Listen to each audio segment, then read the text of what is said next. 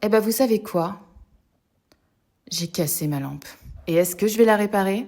Non. Parce que je vais m'en servir pour en faire une encore plus stylée. Comme cette lampe incroyable de chez Monde Singulier que je vais essayer de reproduire sans rien acheter. La première étape a été de recoller les morceaux. Et oui, il faut bien. Et puis d'y ajouter de l'enduit pour lisser la surface. Une fois sec, il fallait tout poncer. Pour lui donner un second souffle, je suis venue la recouvrir de cuir. Une chute que j'avais au fond du placard, que j'ai découpée en rectangle, que je suis venue coller en y mettant du scotch double face. Maintenant, je vais te montrer mon astuce pour faire un bel abat-jour dans cette forme-là. J'ai pris un carton assez épais que je suis venue couper en cercle. J'ai déposé du scotch double face sur toute la surface et je suis venue le recouvrir de tissu. Par la suite, je l'ai retourné et je suis venue rabattre tout le tour du tissu pour faire une belle finition. Et c'est là que tout se joue. Tu vas venir faire une incision de la dimension du rayon du cercle. Et tu vas venir superposer les deux faces et les glisser plus ou moins afin de déterminer la forme que tu souhaites lui donner. Après, tu viens fixer tout ça avec du scotch double face.